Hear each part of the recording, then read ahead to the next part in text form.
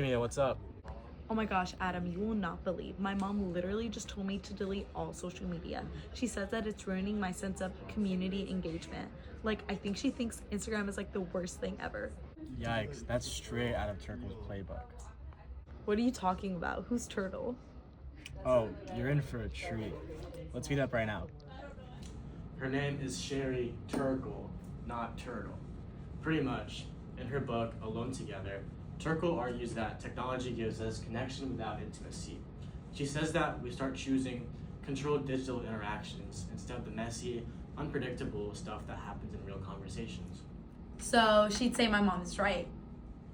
Turkle would say that your mom is trying to save you from becoming one of those people who text during dinner and hide from real relationships. And Turkle gives an example of this too. Teens prefer texting because they can edit what they say. She literally writes that we end up alone together, surrounded by people, but emotionally distant. Okay, she like low-key might have a point. Sometimes I do text you instead of telling you how I really feel. Like, it's easier to tell you, yeah, I'm fine, instead of just telling you that I was crying a little bit earlier. That's exactly Turkle's point. She would say that social media lets us polish ourselves and avoid real vulnerability. Literally everything you see online is everyone's highlight reel, and no one shows the real stuff going on behind the scenes. But that sounds dramatic. Everybody I know uses social media to stay close. That's where Hampton and Wellman come in.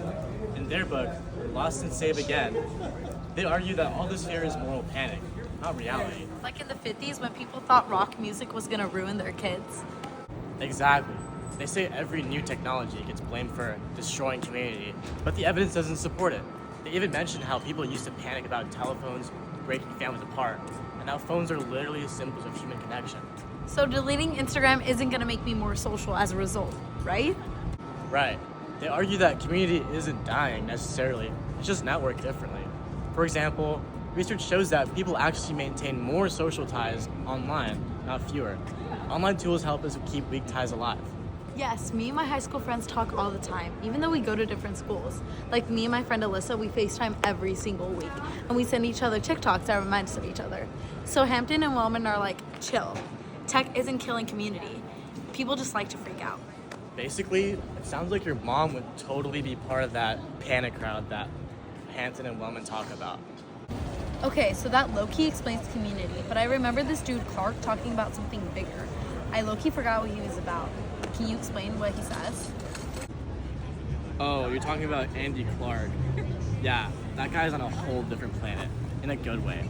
In his book, We Are Merging with Robots, he argues that humans and technology are deeply intertwined, and that's what it actually means to be human. So we're kind of turning into upgraded humans?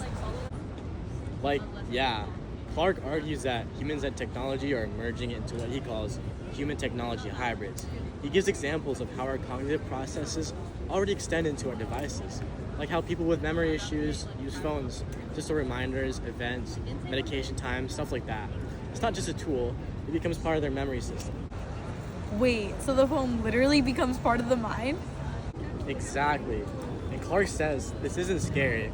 It's just a continuation of what humans have always done. We've used tools to extend ourselves forever, but now the tools are more seamless. And he even talks about how things like neural implants or brain-computer interfaces can help people who struggle with memory or movement regain their abilities. Wait, that actually sounds kind of hopeful. That's way less scary than the robots are taking over us. So let me make sure I get this. Turkle says that tech makes us lonely and shallow, using examples like teen preferring edited text over real conversations and vulnerability. And Hampton and Wellman say that's moral panic, that Turkle is basically being super dramatic and using evidence that people actually maintain more relationships online. And Clark says that tech isn't just a tool, it's becoming part of who we are, like phones extending our memory. Yes, that's a perfect summary, Mia. So where does that leave me, phoneless and dramatic? Honestly, somewhere in the middle. So basically I don't need to delete everything, I just need better boundaries, not a digital lobotomy. Exactly. You don't need to be offline, just intentional. Well, intentionality is great, but how do I tell my mom she's being so unreasonable? How about this? We'll make her a PowerPoint titled, Let Your Daughter Re-Download Instagram. Perfect. No parent can resist a PowerPoint. Bye.